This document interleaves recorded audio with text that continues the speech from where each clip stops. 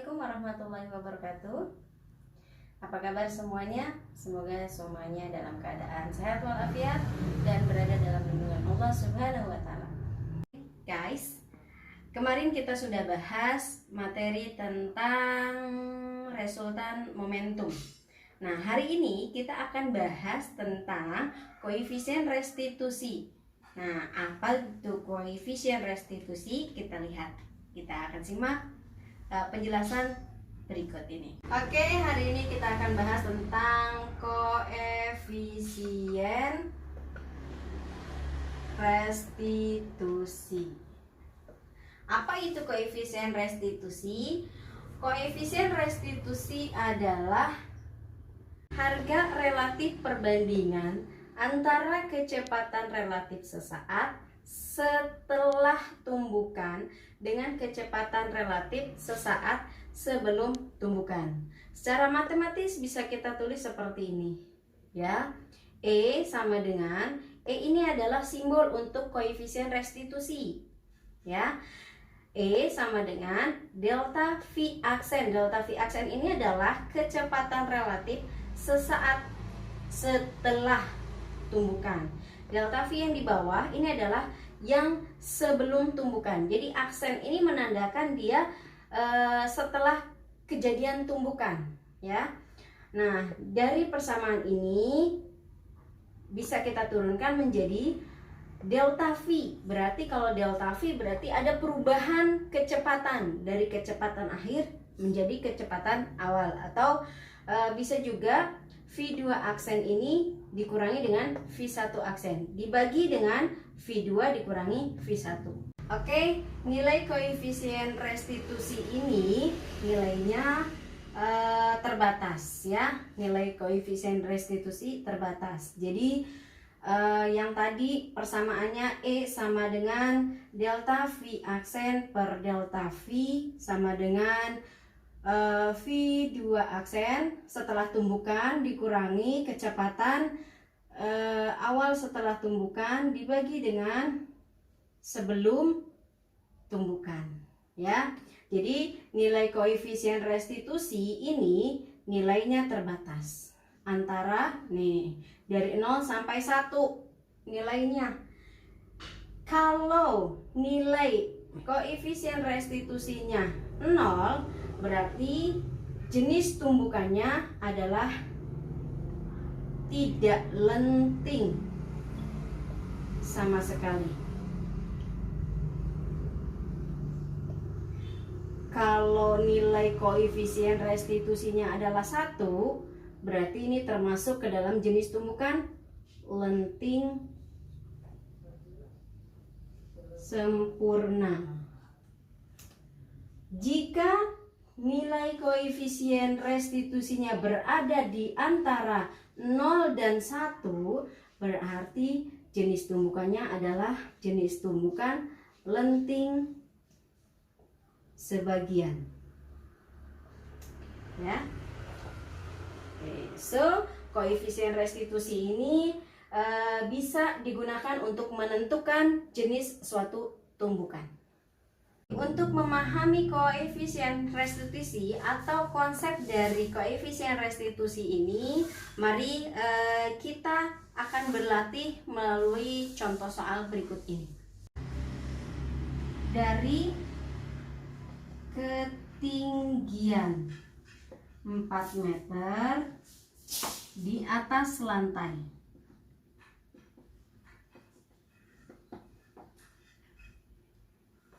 sebuah bola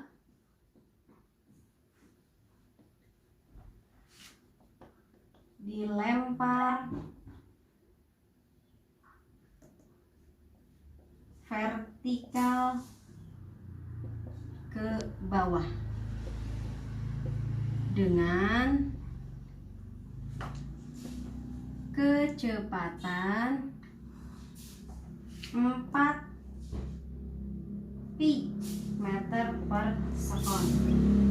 Kemudian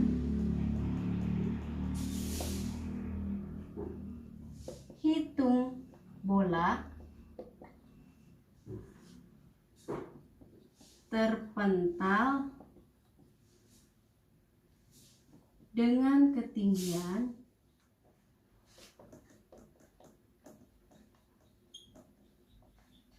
1,8 meter di atas lantai.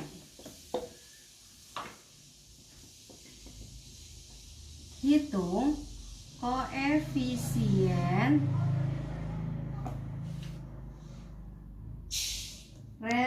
restitusi antara bola dan lantai. Oke, dari soal ini ada beberapa tahap yang harus kita lakukan. Tahap yang pertama adalah kita harus bisa menganalisa soal tersebut. Dari soal tersebut kita analisa menjadi sebuah sketsa. Kita akan lihat bagaimana sketsa dari soal tersebut. Anggap saja permukaan lantai sebagai sumbu X. Oke, tahap pertama tadi adalah menggambar sketsa. Tahap kedua, kita coba mengidentifikasi besaran dari soal tersebut. Yang pertama kita tulis diketahui. Yang diketahui apa aja di soal? Oke, tadi ada pernyataan tentang dari ketinggian 4 meter di atas lantai, berarti H0 4 meter di atas lantai. Oke, yang berikutnya sebuah bola dilempar vertikal ke bawah dengan kelajuan 4 pi meter per sekon. Berarti ada V1 4 pi meter per sekon. Kemudian hitung bola terpental dengan ketinggian 1,8, berarti H1 1,8 meter. Hitung ketinggian hitung koefisien restitusi. Berarti yang ditanya adalah koefisien restitusi. Untuk mencapai koefisien restitusi, persamaannya tadi adalah delta V aksen dibagi delta V, ya, atau sama dengan V2 aksen dikurangi V1 aksen dibagi V2 dikurangi V1. Nah, permasalahannya di sini adalah belum ada kecepatan setelah bola menyentuh lantai, kemudian bola balik lagi ke atas, ya. Ketinggian awal bola H0 sama dengan 4 meter. Ketinggian akhir bola H1 sama dengan 1,8 meter. Oke, untuk kecepatan pertama ini nilainya 4 pi meter per sekon. Dari video yang tadi, ilustrasi yang tadi, bola bergerak ke bawah, berarti ini tandanya negatif. Dalam sistem ini dapat dikatakan bola bertumbukan dengan lantai. Kondisi sebelum tumbukan, bola bergerak dari atas ke bawah. Nah, kecepatan yang digunakan adalah kecepatan sesaat sebelum bola menyentuh lantai. Kita bisa menggunakan hukum kekekalan energi mekanik di titik awal dan di titik permukaan lantai untuk mendapatkan kecepatan ini. Oke, kecepatan sebelum tumbukan, ya, kita hitung kecepatan sebelum tumbukan. Ini adalah tahap yang ketiga. Berarti kita coba dari video yang tadi bahwasanya kita bisa menggunakan hukum kekekalan energi mekanik di titik awal dan di titik permukaan lantai untuk mendapatkan kecepatan ini. Oke, kita lihat. Massa kali gravitasi kali kecepatan awal ditambah dengan setengah massa dikali kecepatan awal dikuadratkan sama dengan setengah dikali massa dikali kecepatan akhir dikuadratkan. Oke. Kita bisa coret M-nya karena sama, jadi bisa saling meniadakan. Oke. Sisanya adalah gravitasi, ketinggian, kecepatan awal dan kecepatan akhir. Oke, untuk gravitasi, jika di soal tidak diketahui maka kita boleh pakai angka yang 10, ya. 10 per meter sekon kuadrat dikali dengan ketinggian awalnya adalah 4 meter ditambah setengah kecepatan awalnya tadi adalah 4 pi meter per sekon. Ini dikuadratkan, jangan lupa ya. Oke, setengah kali pi 1 kuadrat. 10 kali 4 ini adalah 40 meter kuadrat per sekon kuadrat, ditambah dengan setengah, 4-nya kita kuadratkan. Maaf, ini bukan 4 pi tapi 4 akar 11 ya. Setengah, 4-nya kita kuadratkan menjadi berapa tadi? 16. Akar 11 kita kuadratkan menjadi 11 meter kuadrat per sekon kuadrat, sama dengan setengah pi 1 kuadrat. Oke, di sini 40 meter kuadrat per sekon kuadrat plus 16 kali 11, ini hasilnya adalah 176. Nah, kali setengah meter kuadrat per sekon kuadrat sama dengan setengah pi 1 kuadrat. Ini 40 kita turunkan lagi, masih belum selesai. Bagi 2, hasilnya adalah 88 meter kuadrat per sekon kuadrat, sama dengan setengah pi 1 kuadrat. Kita jumlahkan, hasilnya adalah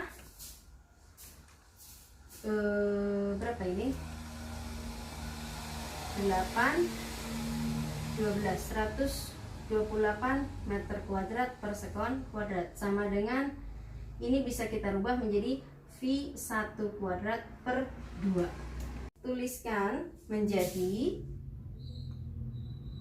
pi 1 kuadrat 128 dikali 2 ya, karena tadi ada 2-nya tadi berada di bawahnya pi 1, berarti kalau pindah tempat berarti dia harus dikali. Ini satuannya tadi meter kuadrat per sekon kuadrat. Dibagi 2, dikali 2 berarti hasilnya adalah 256 ya. Ini masih pi 1 kuadrat, meter kuadrat per sekon kuadrat. Gimana caranya menyelesaikan ini? Pi 1 sama dengan akar dari 256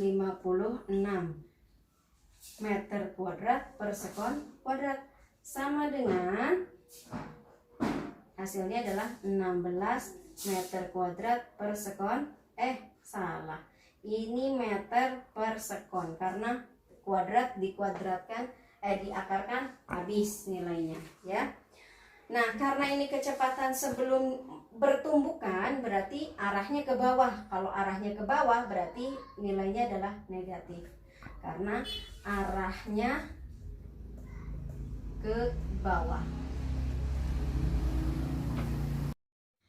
V1 ini merupakan kecepatan bola sebelum tumbukan dengan lantai. Kondisi setelah tumbukan, bola bergerak dari bawah ke atas. Nah, kecepatan yang digunakan adalah kecepatan sesaat setelah bola meninggalkan lantai. Kita bisa menggunakan hukum kekekalan energi mekanik di permukaan lantai dan di ketinggian akhir.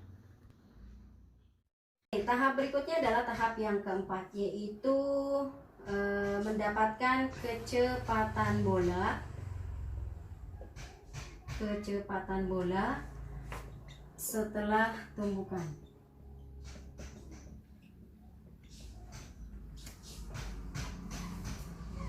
Kecepatan bola setelah tumbukan ini juga bisa kita gunakan hukum kekekalan energi mekanik di permukaan lantai dan di ketinggian akhir. Seperti apa? Kita lihat penyelesaiannya sebagai berikut. Setengah M kali V 1 kuadrat sama dengan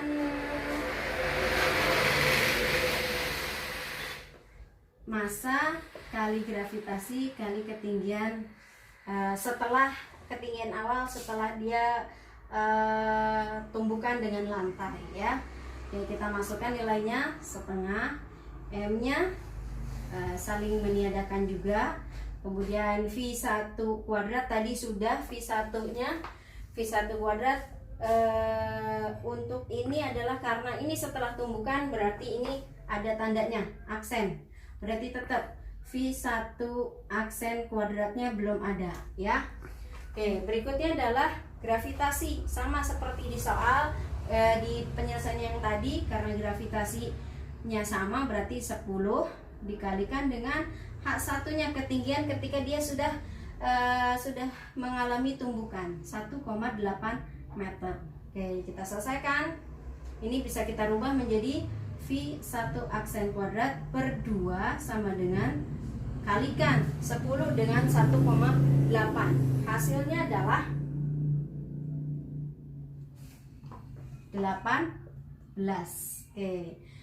Untuk V1 kuadratnya berarti 18 dikali 2. Mohon maaf tadi di sini ada harusnya meter per sekon kuadrat, di sini meter. Berarti di sini meter kuadrat karena meternya ada 2 per sekon kuadrat. Oke, V1-nya berarti akar dari berapa nih? 18 kali 2. 36 meter kuadrat per sekon kuadrat. Berarti V1-nya, V1 aksennya adalah akar dari 36 meter kuadrat per sekon kuadrat, sama dengan 6 meter per sekon. Karena tumbukan dengan lantai, akhirnya bola naik lagi ke atas, maka tandanya positif. V1 aksen ini merupakan kecepatan bola setelah bertumbukan dengan lantai. Baik, sebelum dan setelah bertumbukan, lantai tidak bergerak sama sekali. Berarti ini menandakan bahwa kecepatan kedua sama dengan 0 meter per sekon. Ataupun kecepatan kedua setelah bertumbukan juga sama, 0 meter per sekon. Sehingga kita bisa buat ya, kita bisa selesaikan untuk koefisien restitusinya ya. Delta V aksen per delta V sama dengan V2 aksen dikurangi V1 aksen per V2 dikurangi V1. Oke, V2 aksen 0, V2 nya juga 0. Oke, 0 dikurangi V1 aksen tadi adalah nilainya 6 per V2 nya 0 dikurangi V1 negatif 16. Hasilnya adalah berapa nih? Minus 6 per 0 dikurangi ini ya, 6 per 16 karena sama-sama negatif, jadi saling meniadakan jadi positif ya. Hasilnya adalah 0,375. Nah, 0,375. Nilai 0,375 ini adalah nilai di antara 0 dan 1.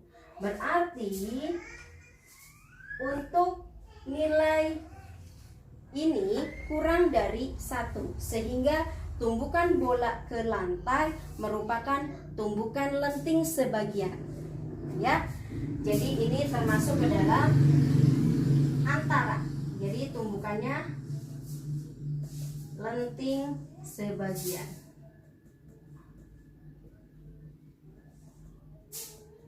Oke. Baik, sekian pelajaran kita hari ini. Semoga pelajaran kita hari ini bermanfaat untuk kehidupan kita sehari-hari. Ini bisa kita aplikasikan dalam kegiatan kita sehari-hari.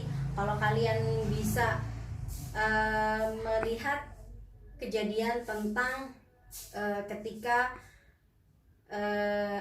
terjadi kecelakaan di jalan, kalian bisa menganalisis menggunakan koefisien restitusi. Atau kalian ketika bermain gundu, tahu gundu?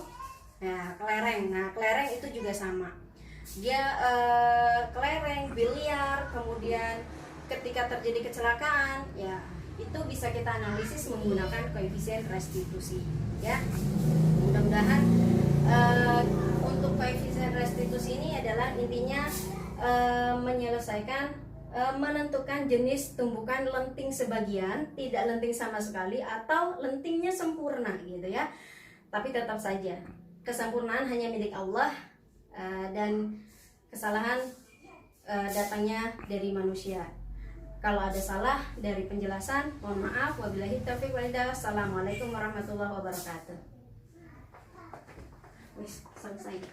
Oke, tadi kita sudah melewati tahap pertama dan tahap kedua. Tahap ketiga adalah kita harus bisa mendapatkan kecepatan bola sebelum tumbukan.